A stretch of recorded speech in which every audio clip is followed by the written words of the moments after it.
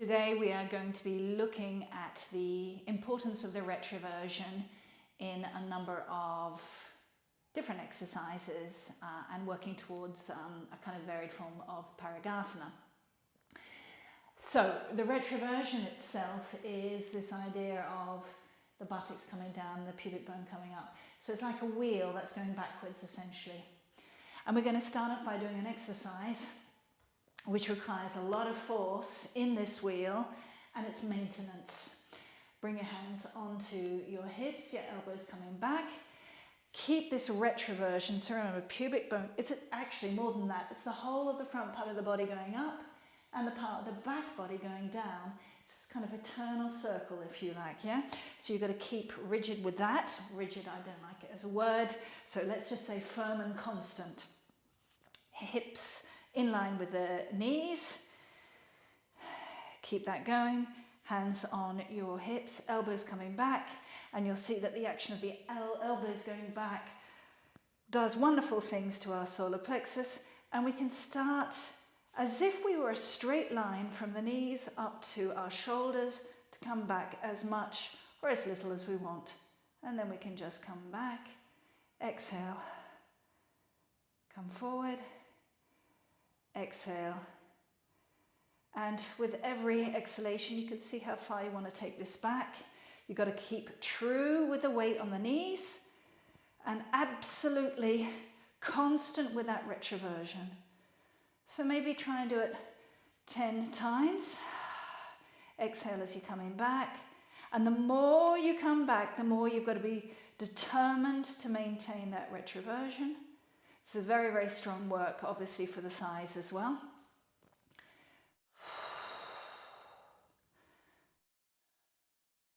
And then when you want, you can just have a break by sitting in Vajrasana. Go back to putting your hands on your hips. This time in Vajrasana, like a lot of the sitting poses, we actually have a slight anteversion. I've talked about this before, and this 80-degree relationship between your thighs and the front part of your body. So observe that tiny bit of difference that's coming as a result of working your pelvis. Hands on the hips so that the elbows can go back, and we can also get greater contact with the solar plexus, with the chest, with this opening up. Now let's do that exercise again.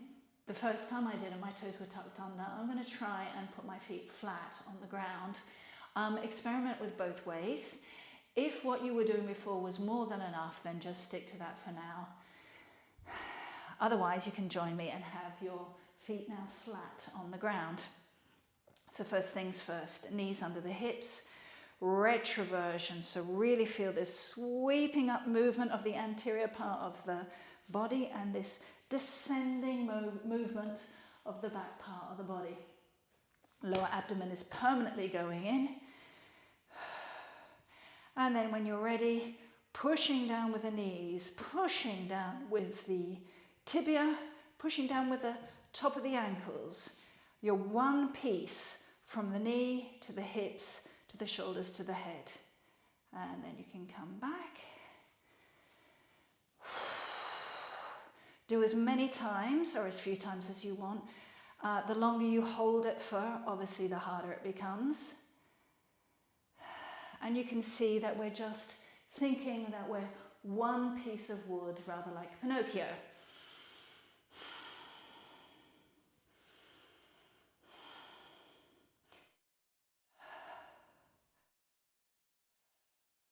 And obviously be very aware that you don't obstruct the breathing. So keep constant, those cycles of inhalation and exhalation remain true.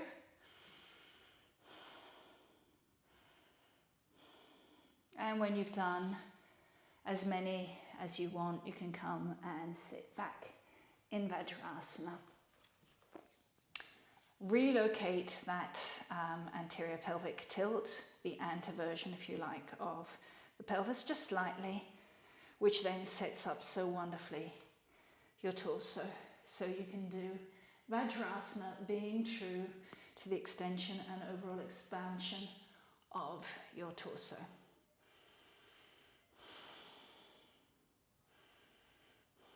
So from there, we're going to come and do a type of Parighasana.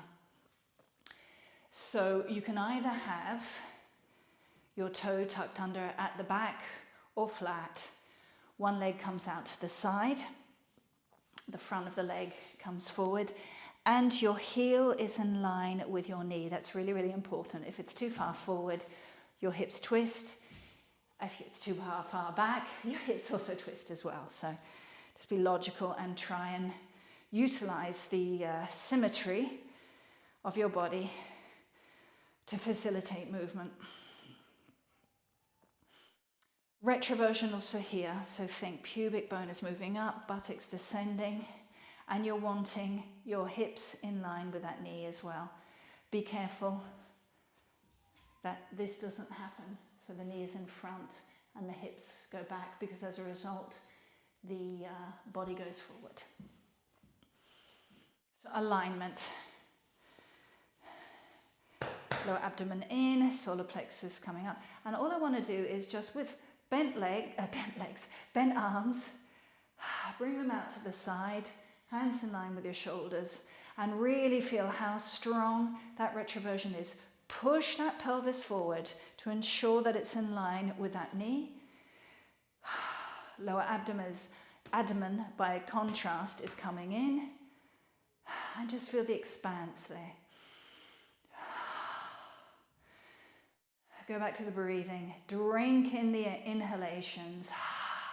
Really expel energetically the exhalations and feel the breath.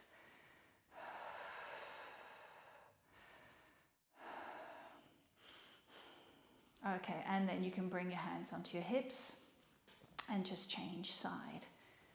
So this time, this ankle is in line with the knee. Lower abdomen being sucked in, all the while that your pelvis is coming forward so that it remains in line with the knee. And of course, get that retroversion, this backward going wheel in place, and don't let up on that work. Expand your chest by moving your arms to the side.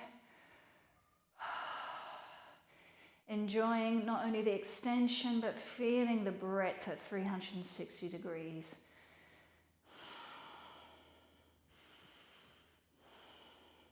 Now the arms should not be bringing you back at all. You need to bring that chest forward, even as your arms come back. And remember, you suck in your lower abdomen in order to make sure that everything is nicely protected.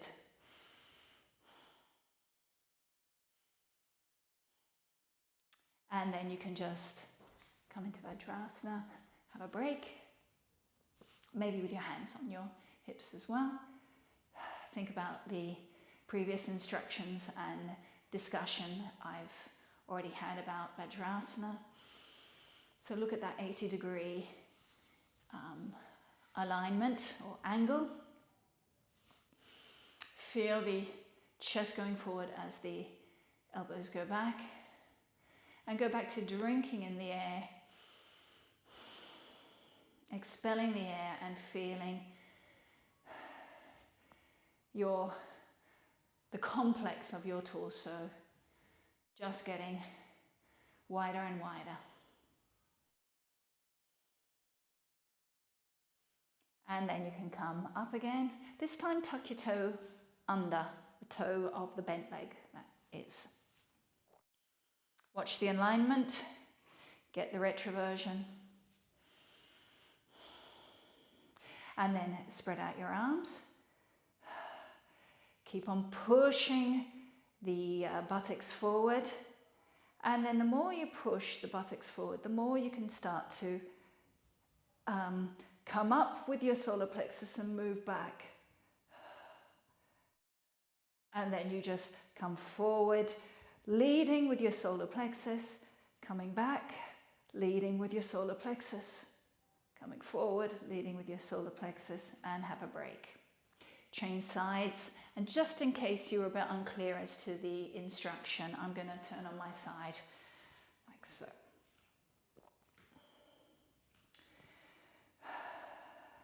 Retroversion, solar plexus, arms bent. And then on the next exhalation, I'm leading with my solar plexus, pushing forward as much as I can with my pelvis. I come back. So it's never about collapsing when I come back. Exhale, come backwards again. And then come forwards again. Go back to the first side. Just going to put a little bit more padding under my knee.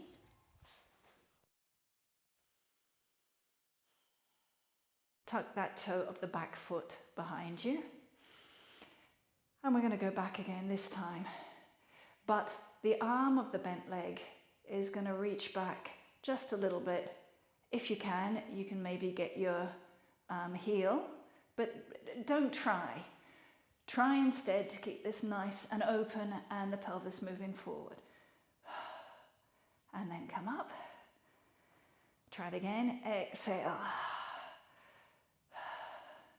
And you can see that the arm that's coming down towards the heel is really nice and relaxed. So I can use that weight. It's a weight that can help open up my torso a little bit more and come back. Change sides. Oops.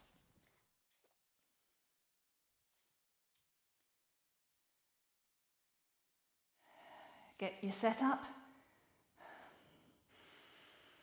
And then as the retroversion kicks into gear,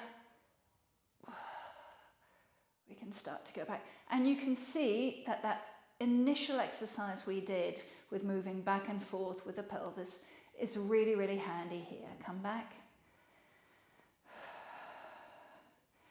Again.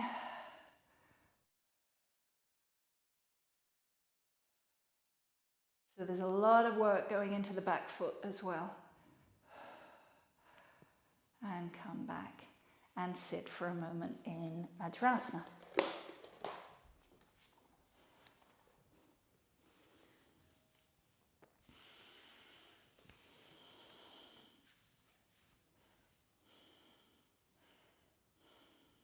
Squeeze your legs.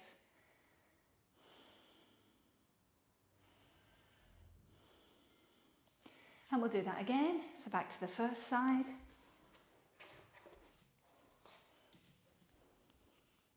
Again, tuck the toes of the back foot under.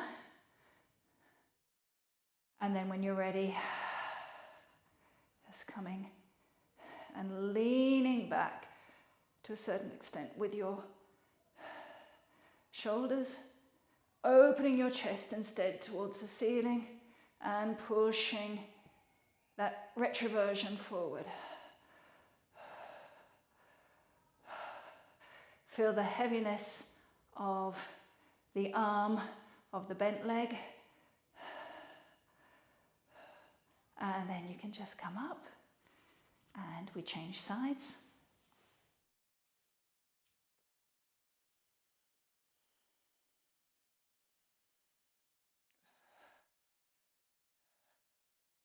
And don't drop your head completely back. I mean, if you don't have any problems with your neck, you can actually do so. But otherwise, I would keep the head in line with the back and the chin just a tiny bit tucking in towards the chest. And remember, the chest in any case is moving up towards the ceiling, so it's moving towards the chin by definition.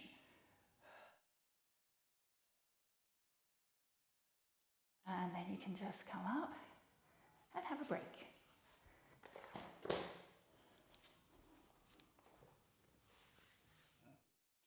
We're now going to keep that structure, but do some exercises still with the arms and the opening up of the chest. And we'll use an elastic to begin with. Now, if you don't have an elastic, you can just use a yoga belt or the belt of your dressing gown or whatever. The advantage of the elastic, of course, is that it creates resistance, and therefore your muscles have to work against that resistance.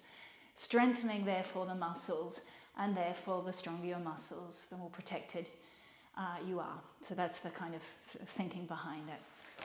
So get what you need, and then come back to the first side. Remember the alignment, get it all into place. And then I would say have about 75 centimeters of distance between your hands. If you don't have an elastic, maybe make it 50 centimeters, yeah? And then on the next exhalation, maintaining that retroversion, we're just going to move our hands up towards the ceiling. Have your hands more or less in line with the shoulders. If you have difficulty with that kind of action, you just accept wherever you are. Some of us have got quite stiff shoulders, so we may be like this. That's fine. Everyone works at their own pace. And if you are like this, the idea is to work your arms back without changing the neutrality that is your torso.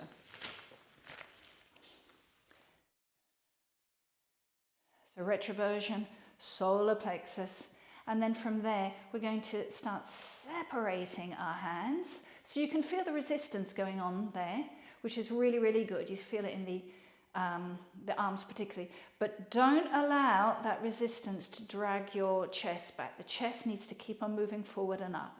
And then from there, we're going to use that pulling action to come towards the straightened leg. Don't stop the retroversion. Don't stop squeezing in the lower abdomen. Don't stop bringing that solar plexus up towards the ceiling. And then you can just come back.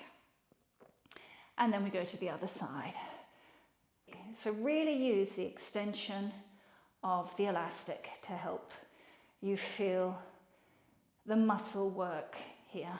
And then just come out, have a break. Now it might be that you think, not a lot happened. If not a lot was happening, then you need to move the hands closer together. If it was too much, move the hands further apart. Let's try it again, the same side. So arms up. Retroversion, solar plexus. And then when you're ready, we just move to the first side. Use the pulling action of the arm that's coming down towards the straightened leg. And don't allow your chest to move back. You've got to move that chest forward and up, forward and up, forward and up. And then you can just come up and try the other side.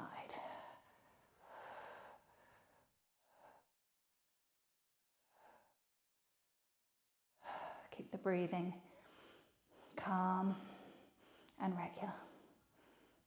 And then come out and do the other side.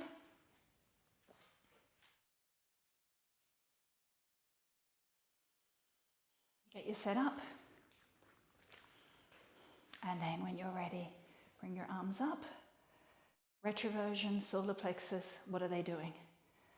Exhale and start to use the lower arm, which moves towards the straightened leg.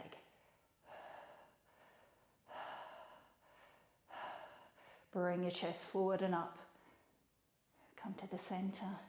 Try the other side. So that lower arm pulls the elastic down towards the ground. Come to the first side. If you don't have an elastic, just maintain your hands in line. That's all you can do.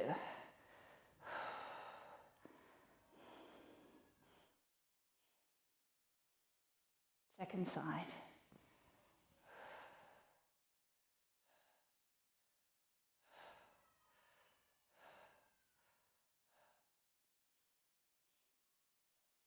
And then just come back safely and out into Vajrasana. So staying in Parighasana, but without having the elastic, maybe grab a brick, and we're just going to do the same kind of flowing actions with the arms, but without the resistance in the elastic. So let's go back to the first side. So remember, heel in line with the knee in line with the hip, and the shoulders. That shouldn't change throughout this, so be very, very careful. Obviously retroversion, obviously the solar plexus.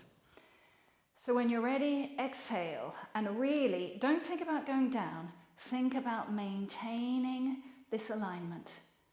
So just gently put your fingers onto the brick wherever it may be, up high, maybe slightly lower down. You can just play around with height. Remember, retroversion, solar plexus. My head is in line with my back, which is in line with my bottom, which is in line with my foot. Now, if this is going all right, you can just simply remove that support. You can use the bent upper arm to bring the elbow back, which helps in terms of broadening your chest further. Now, to come out, it's so important that that lower abdomen sucks in. If it doesn't, you'll hurt your back. And then from there, we're just going to go to the other side. So that upper arm is bent, but otherwise you maintain the alignment. You maintain the retroversion. You maintain the solar plexus and therefore the chest.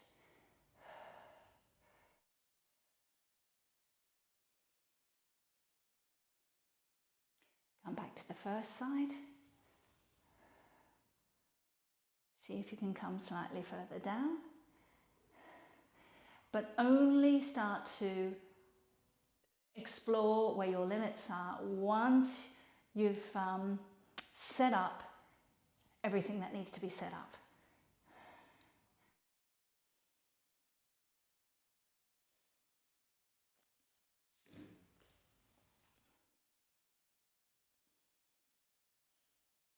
So you take your time. And as per normal, it's always the breathing that ultimately allows you to release into the shape that you're creating with your body. And then to come out, it's the lower abdomen that takes you up. And then go to the other side. Upper arm is bent. Maybe put your hand behind your head and lean your head against that hand. You'll notice that by leaning your head against the hand, that opens up the shoulder and upper arm area a little bit more. Retroversion.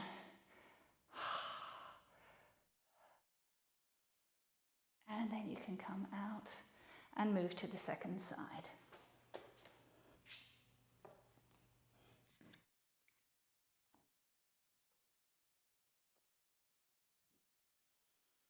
Check your alignment, check your setup.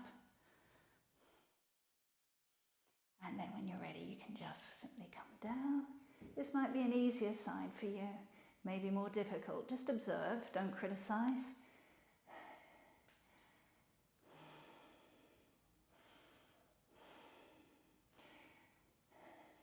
And keep on going back to the setup of the pelvis, of the chest, the alignment between the two legs, the knees. And that means there's permanent critical thinking that's coming into your practice and therefore permanent feedback arriving. And then you can breathe in with the lower abdomen taking you up and you come over to the other side, still respecting the retroversion, still respecting your setup.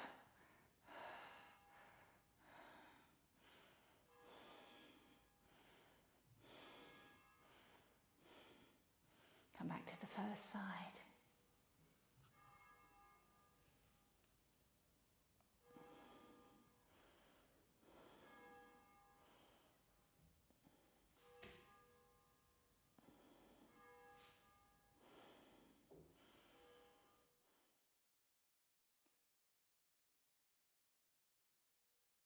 Really enter into your throat, into your lungs.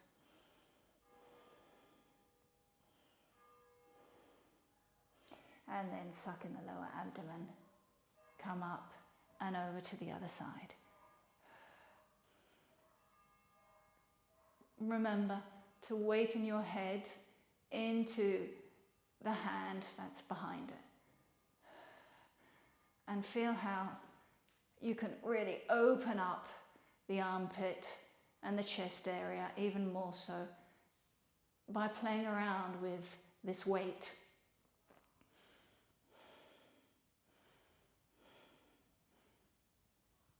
And then come out and sit back in Vajrasana. With these exercises today, we've obviously very much favoured the retroversion, really working hard the muscles of our bottom and the overall pelvis area. So let's now relax them on a bolster or a cushion. So sit on it, and then obviously supporting yourself with your hands.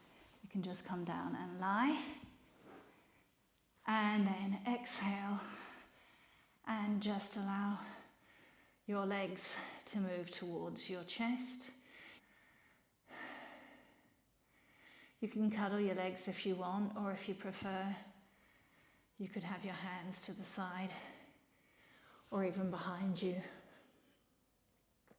Or maybe do a mixture, cuddle for a while, then have your hands back behind you and then to the side, just to see how these various states of your arms then play out as regards the sensations in your back. Remember to sigh and let it out.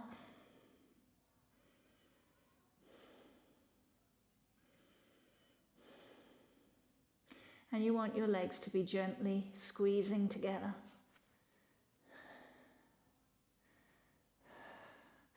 Feel the lower abdomen descend. Feel the organs of the abdomen getting softer and softer.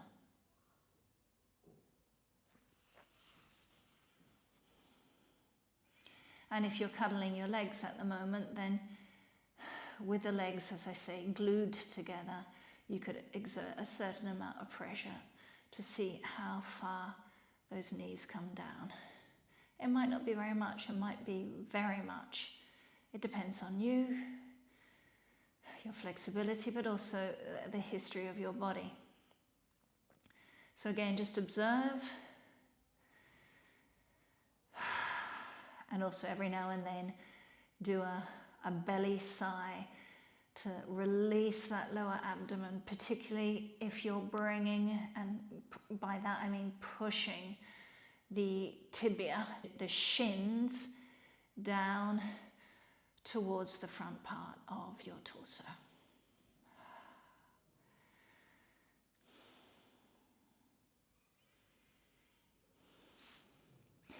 And then from there, I hope you're near to a wall, because I'd like to just put the feet at the wall like so. You might decide you want to reposition things a wee bit to feel a bit more stable. Do so. Find your sweet spot.